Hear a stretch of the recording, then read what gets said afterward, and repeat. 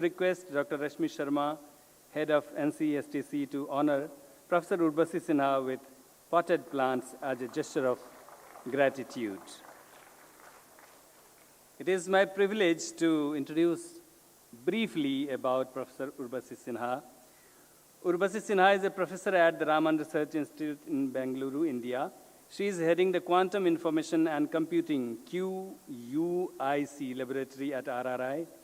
She is an associate faculty member at the Institute for Quantum Computing, IQC Canada, and the Center for Quantum Information and Quantum Control, University of Toronto, Canada. She completed her PhD at Cambridge University, UK, on experiments in high-temperature superconductivity. She completed her MSc in physics also from Cambridge.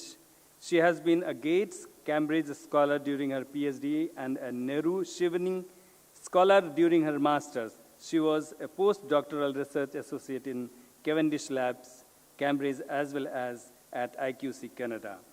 Recently, she has been awarded the prestigious 26th SIES Chandrasekhara Kendra Saraswati National Eminence Award for the year 2023 in the domain of science and technology, as well as the Canada Excellence Research Chair in Photonic Quantum Science Technologies by the Government of India. Ladies and gentlemen, please a big round of applause for Professor Urbasi Sinha. Professor Urbasi Sinha is going to deliver a talk, National Science Day Lecture on Quantum Technologies for Viksit Bharat at 2047. Thank you.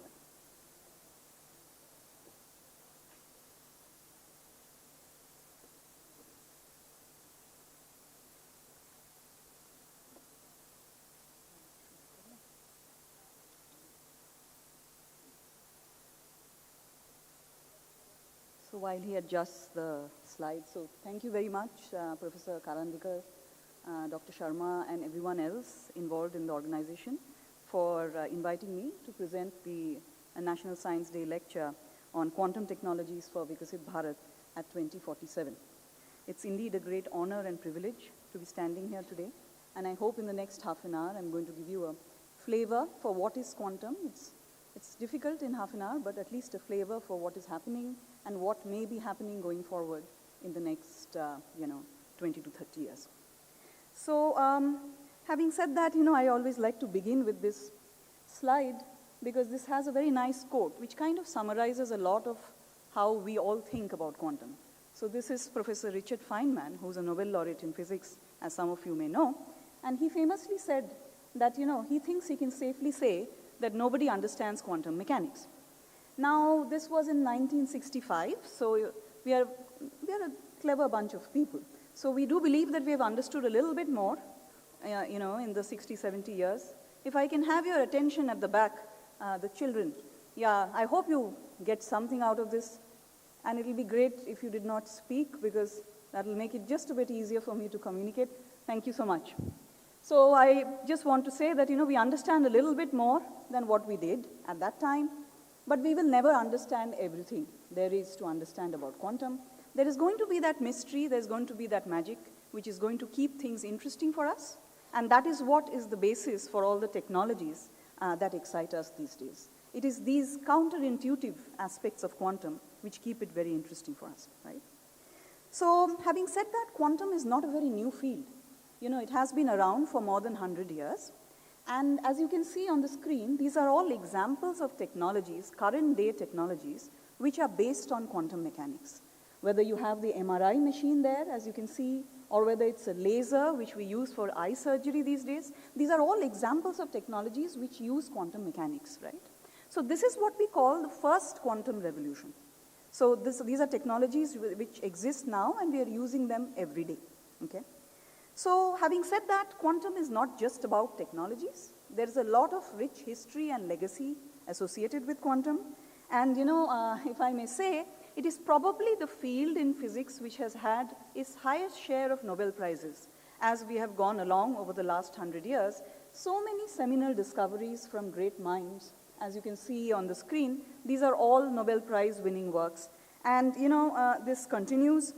And continues, and even in 2022, we had the Nobel Prize in Physics awarded to 3 gentlemen for their experiments with what are called entangled photons, violating Bell inequalities and pioneering quantum information science. Now, this is a great thing for us because particularly our lab, we are working on these photons and these inequalities. So this was a very encouraging moment for the community. Having said that, if any of you is actually interested to know more about this particular prize, do have a look at that article that I was invited to write for Resonance, where I've gone into great details in explaining the physics behind that Nobel Prize. Okay, so before we move on to, quantum technologies and its future and so on, I wanted to take a moment to just touch upon a few concepts which are not very intuitive, to be honest with you. But then they come in all the time when we talk about quantum, so just give you a little general idea about this topic. The first one is what is called superposition principle. So now I will talk directly to the school students that I see, right, which is the majority of the audience here. I'm sure some of you were thinking that, why are we sitting here in Vigyan Bhavan listening to one talk after the other? Maybe it would have been better had we been in school and had a fun day instead, right? Like I'm quite sure at your age this is something you're thinking. Whereas some of you are thinking, no, it's great to be here to learn a little bit about what is happening, right? Some of you may want to be doing both, right? Why not spend a part of the day in school and part of the day in Vigyan Bhavan? But actually, as you know, as people, we can only be in one place at one time, right? You cannot really be in more than one location at the same time, whether you like it or not. However, a quantum particle can do that. A quantum particle can be in more than one state at the same time. You can have a light switch, which is both on and off at the same time. And so this being in more than one state at the same time is what is called superposition, which means, it's super to the usual position. So it's a combination of many positions. And this is what makes a quantum bit or a qubit. So you hear about quantum computers and so on, right? It's formed of quantum bits. These guys, they can be in more than one state at the same time. And this is what gives the quantum computer its exponential power, okay? And so, of course, I won't tell you exactly how because we have a half an hour talk, but this is one of those principles which seems very counterintuitive. You and I cannot be in more than one place at the same time, but a quantum particle can, and then you have a quantum computer, okay? The next thing which actually comes in a lot in many of our applications is what is called quantum entanglement.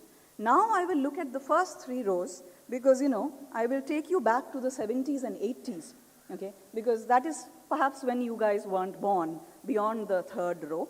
But Abhay, I'm sure, was born, right? And so you may remember that in our growing up years, we've had this very, we have had this fixation with this Bollywood movies where we would have these twins who would be separated in what is called the Kumbh Mela. And I think, some of you may know the Kumbh Mela even if you are not from 70s and 80s. And so Kumbh Mela is this very, important festival we have every year, right? But the Bollywood movies, they had that as a theme. This is one of the very nice ones from that time, where you can see, traditionally, one of the brothers grows up to be a police officer, the other one grows up to be a gangster.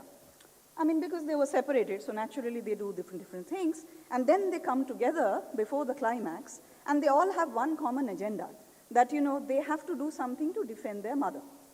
So it sort of is the theme for many of these movies. So quantum entanglement is somewhat like that.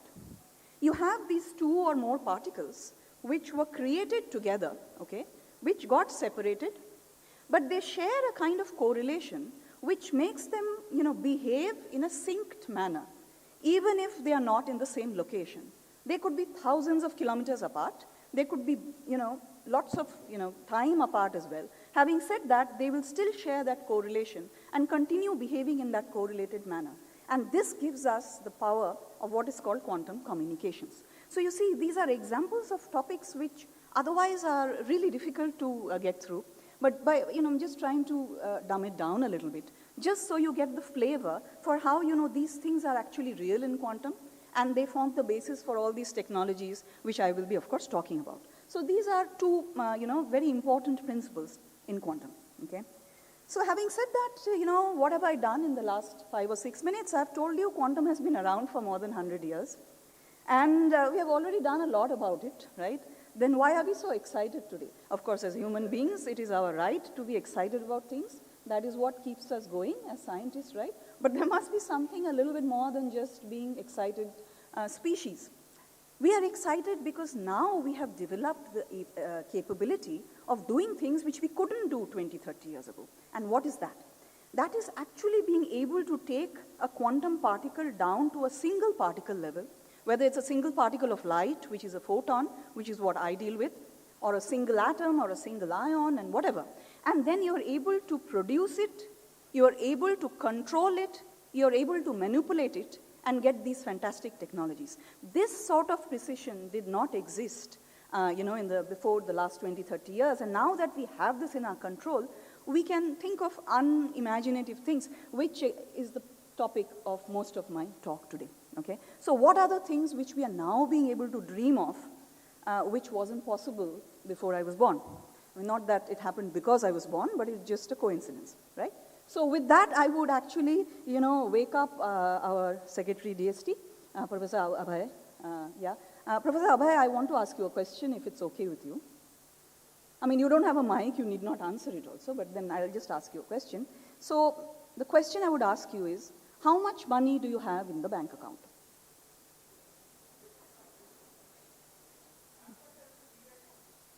As much as is needed for the National Quantum Mission, right? Yeah, so I'm very pleased.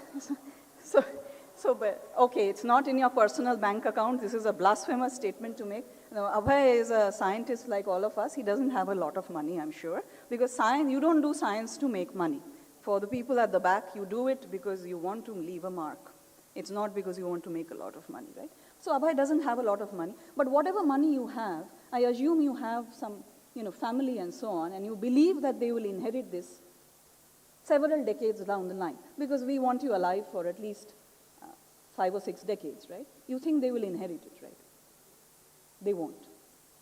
So this is the point. So this is the first application of quantum, which we need to talk about, because Abhay Karandika's money may not be inherited by his children simply because he is not giving us the money on time for the National Quantum Mission. Right? So then, so now he has to hurry up, because why is that the case now? So then, of course, there must be an answer to this question as to why they won't inherit the money, not just because he doesn't have a lot of it. And so this is, me. I'm very happy here receiving this award that was just, talked about in my introduction, this National Eminence Award in Science and Technology. This was December 2023. So the previous recipient last year was our Honorable Scientific Advisor to the Prime Minister, Professor Ajay Sood. So some legacy to live up to, right? Also, apparently, it came with a little bit of money. Okay? So having said that, this is my daughter. Okay? And this is my daughter, and just as you can imagine, she doesn't believe most of what I do, so that's okay. That's her age. But then unfortunately, she doesn't have very nice dinner conversations either, because both her mother and her father happen to be physicists. So, the conversations tend to be on topics which may not be interesting to 12 or 13-year-olds, right? But then that's what happens.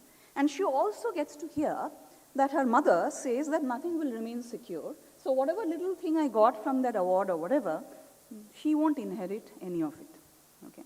So this is the current scenario. Both Abhay's children and my daughter may not really, inherit anything if we don't take an action now. So why is that the case? Why am I telling you that there is a problem with financial security, right? So now I bring you another example. And again, now here I would pick on Ashutosh Sharma here, who is almost asleep.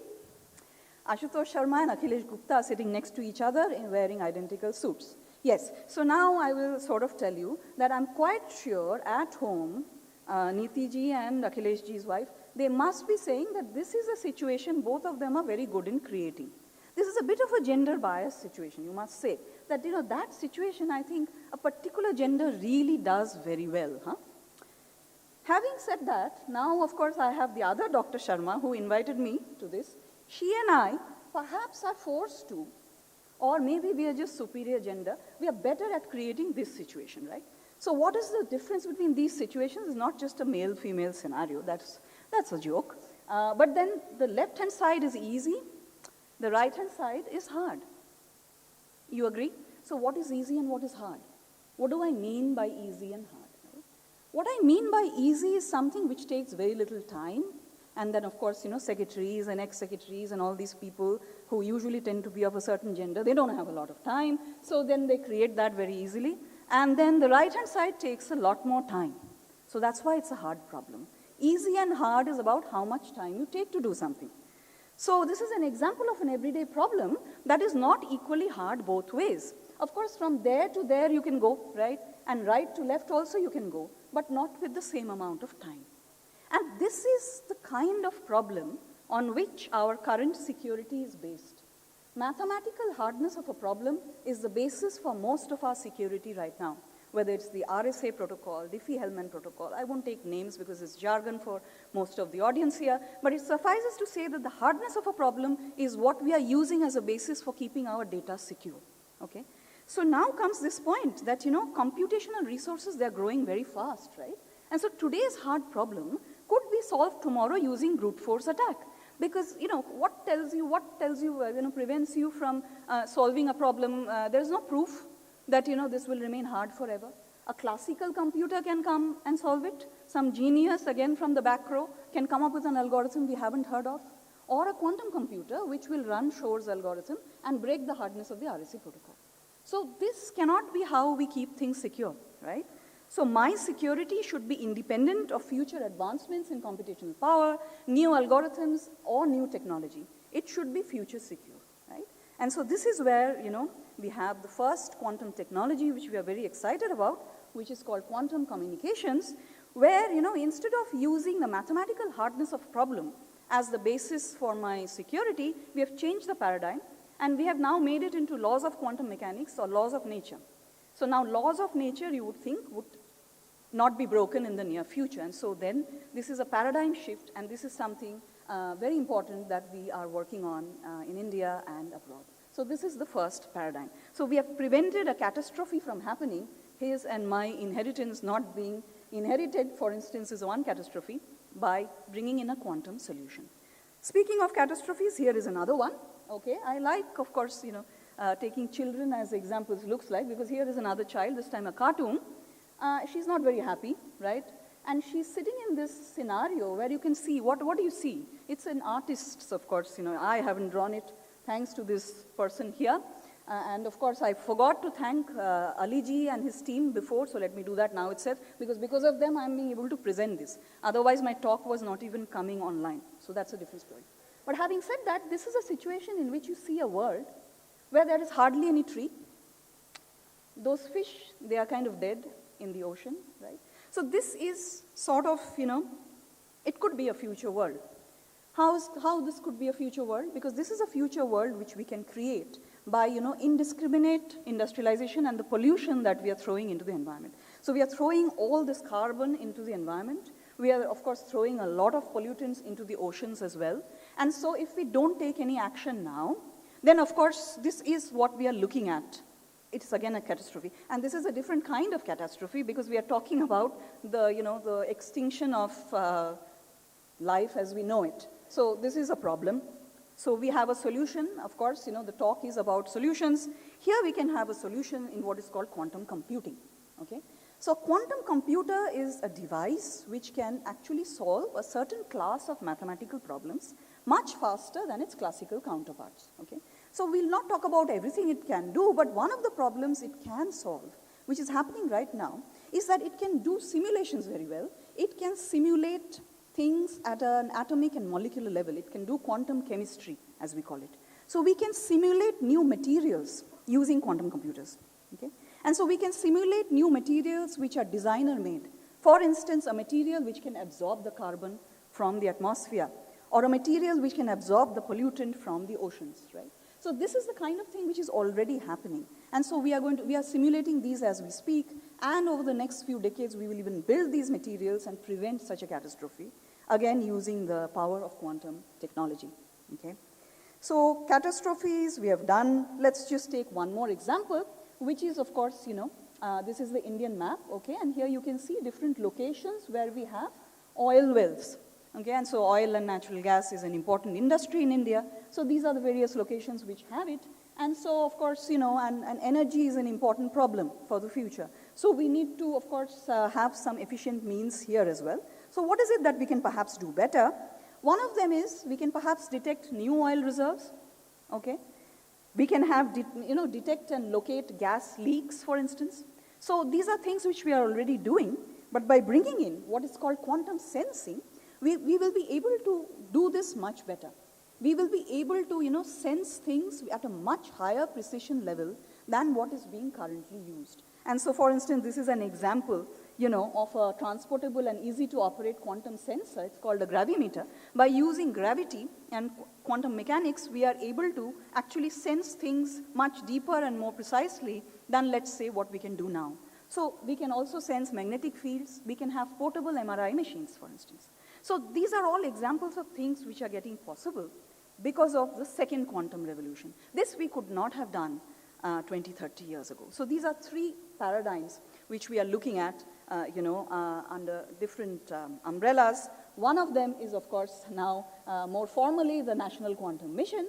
And so India actually, we are going to talk about India 2047, but we have to understand that India has been very proactive in quantum for a long, long time. So we have made a lot of contributions to quantum physics, to theoretical aspects as well, and more recently experimental ones. And we have also had different kinds of smaller missions, like the DST's Quantum Enabled Science and Technology Program. ISRO has funded us, for instance, for satellite-based quantum communication, and so on and so forth. But this is one of those missions which actually is, bringing the whole country together, also with some more resources than otherwise was possible in these earlier, smaller missions.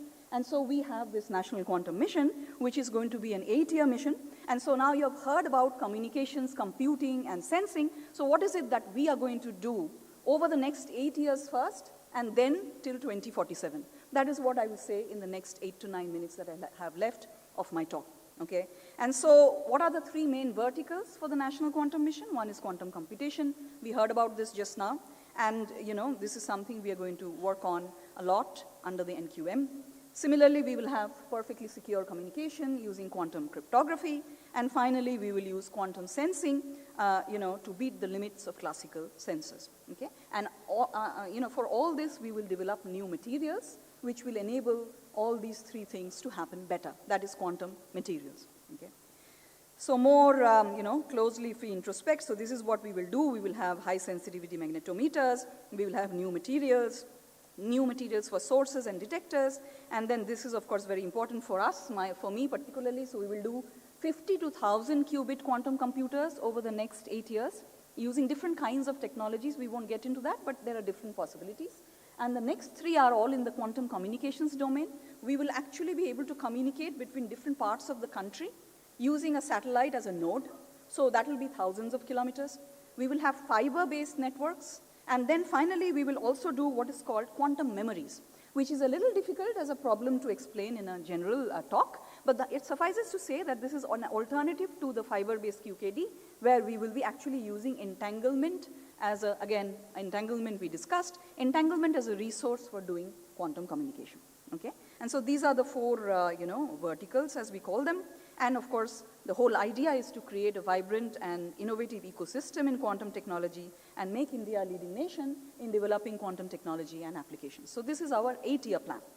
And if you want to read a little bit more in a bit more of a popular level, you can have a look at this article that I was invited to write right after the launch of the mission. Okay? So now we go on to the last part, which is quantum at 2047, right?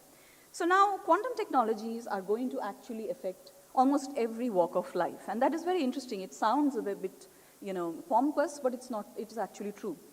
So we will have effect in the energy sector. We talked about that. Communications, we talked about. Financial sector, we began by talking about. Then, of course, these new materials can be used for drug design. We heard about COVID-19 in the previous talk. We may be able to come up with new vaccines because we can simulate new materials, you see. So we can come up with new things even in that sector.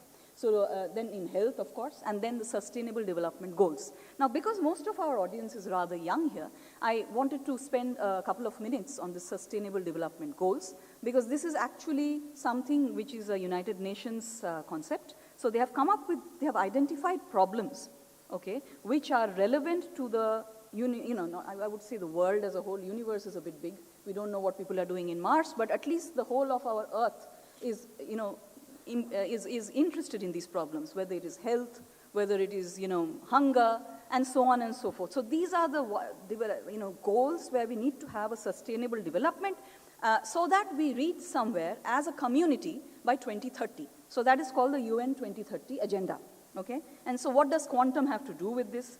So having said that, there is a very nice institute which has come up, which is called the Open Quantum Institute, which is already bringing together all the stakeholders so that we can use quantum technologies to work towards the sustainable development goals. Because one thing for the young audience is that whenever there is a promising new technology, it always has two sides. One of them is, of course, for societal good, but it can equally be used for harmful purposes. Like a quantum computer can break our security, as I just said. So, you can always have both sides to the coin. So there is a concerted effort already to ensure that we are working more and more towards the good side, so that, we can resource the good side more. And so this is, a very, an initiative that I personally have been involved in and I'm very happy about, because this was launched in 22, then the incubation happened in 23, and now it is at CERN, which, as you know, is in Switzerland, which has the largest particle accelerator, and now they are very interested in quantum as well, okay? And so we are a spearheading partner for this. So these are all the disruptive technologies, as you know, which quantum will be able to affect, because we talked about most of it already. And so the whole idea of this OQI is to bring about international collaborations, inclusive development of quantum technology, and use it for good and humanity, okay? And so the equitable access to all is one of the main criteria. So we don't want this quantum technology to become something which, because India has invested, so we are ahead, and then rest of the world does, that is not how we want it. We want it to be available to everyone, right? Because we want society to grow as a whole. And so this is the aim. Okay, and these are the Sustainable Development Goals, by the way, and these are the organizations which are already involved in making quantum applicable to them. Similarly, we'll have the developments in quantum communication or quantum cryptography. Again, you can have a look at this if you want to know more about it in a general sense. So having said that, we talked about over the 8 years, we will connect different ground stations in India using a satellite, QKD network, and also repeater nodes. What we would do till 2047 would actually do this for the whole world, okay? So we will actually connect up different nodes in different countries using, satellite to satellite communication and satellite to ground, as well as, each of these nodes would be connected to these various service sectors using fiber networks. So what we want to do is replace the communication network by a global quantum communication network, and I think 2047 seems like a reasonable time to achieve such an objective, because then, of course, the whole world is connected through quantum. So now I have around 3 minutes, so I will say 2 minutes on why I'm giving this talk, because while people did introduce me very kindly, I do want to use this forum to tell you that there is a lot of quantum work which is happening at my institute, which is the Raman Research Institute. So I will spend 2 minutes on that and then wrap up, attention span being short and quantum, as day goes along, right? So this is what, of course, as I said, it will benefit from the National Quantum Mission. Just before I go on to RRI, these are the various government initiatives that would be benefited. And it's very interesting that, all of these, whether it's Make in India, Digital India, Skill India, Stand Up, Startup India, Self-Reliant India, SDGs, we discussed about that, all of them will be benefited from quantum technologies, right? And so this is actually beautiful if you think about it, if you take away a bit of the mystery. And of course, this is again something you should read, because my last line is on this is important. I believe that we must aim to be competitive, ambitious, further knowledge and develop technologies for societal benefits, but with an understanding that in the domain of quantum magic, there won't be always miracles. This is mostly for the first row, that we should not expect the best quantum product to appear before the mission has even started. That is usually how it is. So this is a word of caution, right? Things take time. Okay, so that is Sir C.V. Raman, and of course today is National Science Day. So we need to hear 2 minutes on why he is still relevant, even though he's not around anymore. But then his legacy lives on at Quantum at RRI. So we are working, of course, on all these areas that I talked about: communications, computing, sensing, metrology, as well as theoretical quantum information. And these are all our various nice things that we have shown in the communication space over free space, with moving receiver. This is our photonic qubit platform, okay?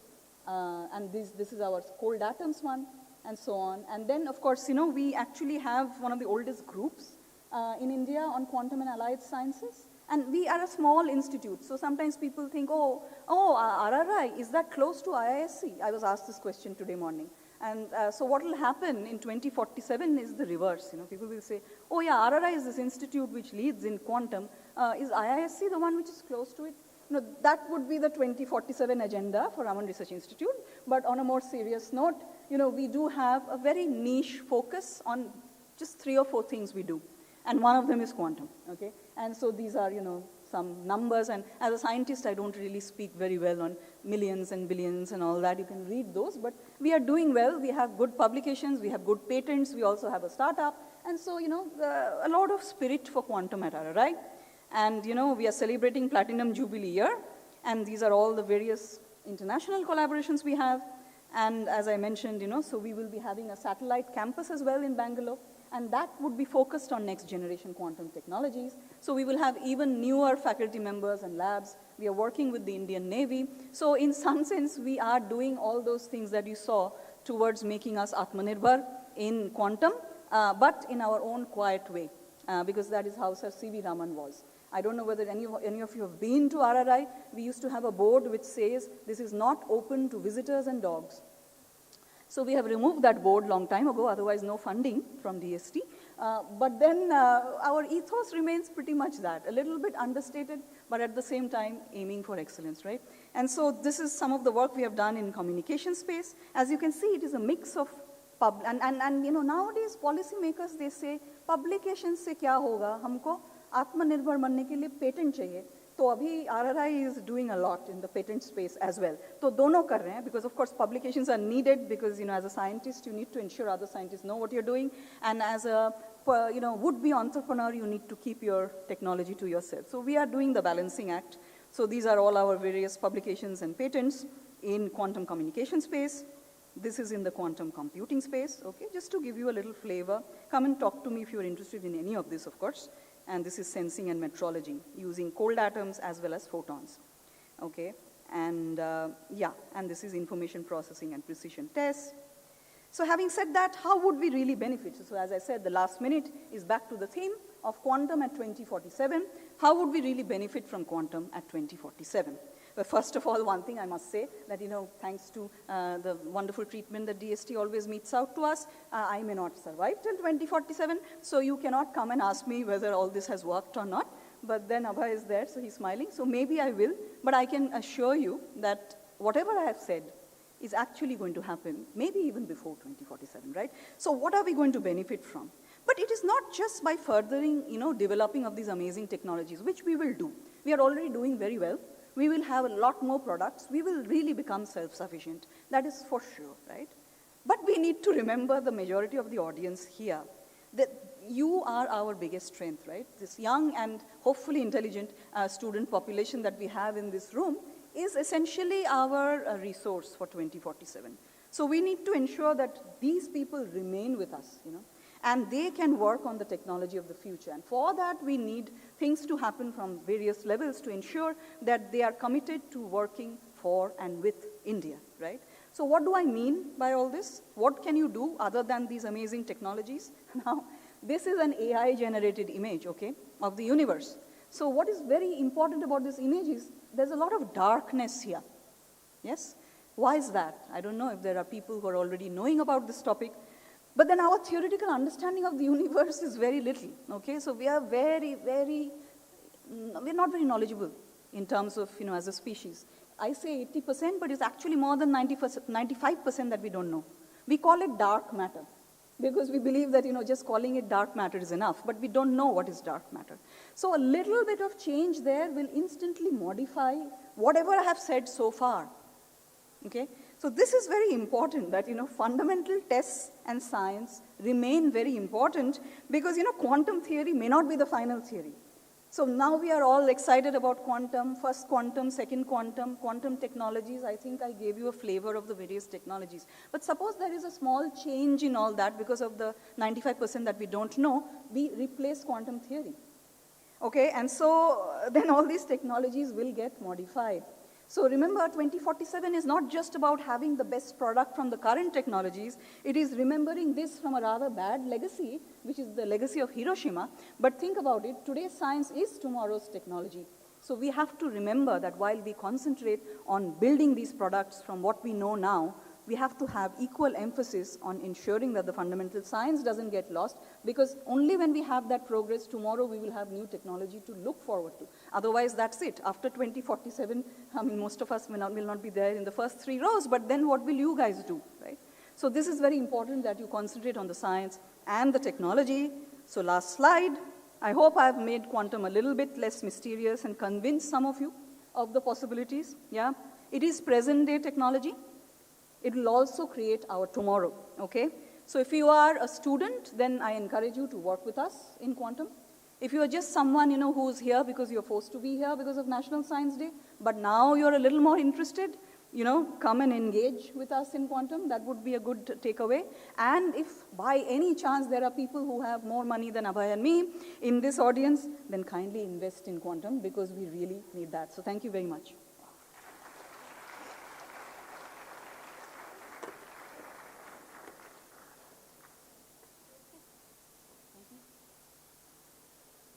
Thanks a lot, ma'am. Thanks a lot, Professor Bhaskaramurthy and Professor Urvashi Sinha, for your inspiring lectures. May I now request